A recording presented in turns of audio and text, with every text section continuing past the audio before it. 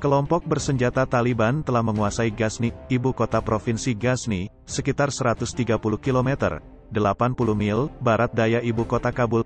Ini menjadi ibu kota provinsi ke-10 yang jatuh dalam beberapa hari. Al Jazeera, tanggal 12 Agustus tahun 2021.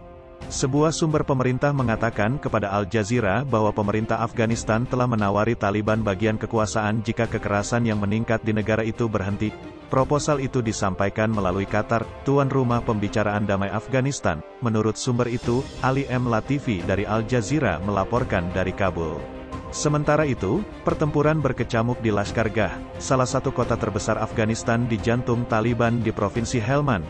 Markas besar polisi daerah Lashkargah direbut oleh kelompok bersenjata, dengan beberapa polisi menyerah kepada para pejuang dan yang lainnya mundur ke kantor gubernur terdekat yang masih dipegang oleh pasukan pemerintah.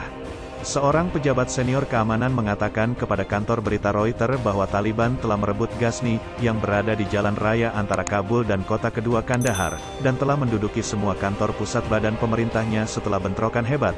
Semua pejabat pemerintah daerah, termasuk gubernur provinsi, telah dievakuasi menuju Kabul, kata pejabat yang menolak disebutkan namanya itu.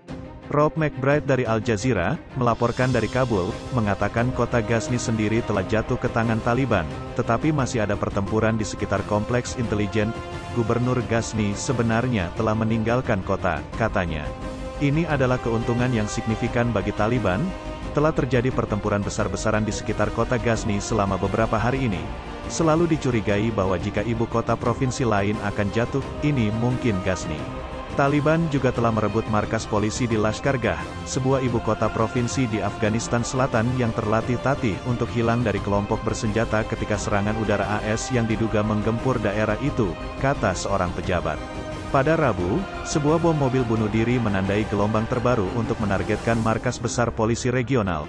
Pada Kamis, Taliban telah merebut gedung itu, dengan beberapa petugas polisi menyerah kepada kelompok itu dan yang lainnya mundur ke kantor gubernur terdekat yang masih dipegang oleh pasukan pemerintah, kata Nasima Niasi, seorang anggota parlemen dari Helmand.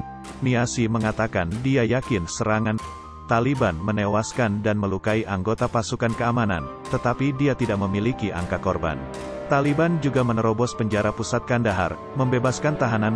Sumber keamanan lokal telah mengkonfirmasi laporan Taliban bahwa kelompok tersebut telah melanggar penjara pusat di kota Kandahar. Ali M. Latifi dari Al Jazeera melaporkan dari Kabul.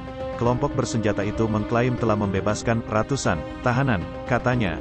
Sebelumnya, Taliban telah menerobos penjara Kandahar pada 2008 dan 2011. Pelanggaran itu juga menyebabkan ratusan tahanan melarikan diri.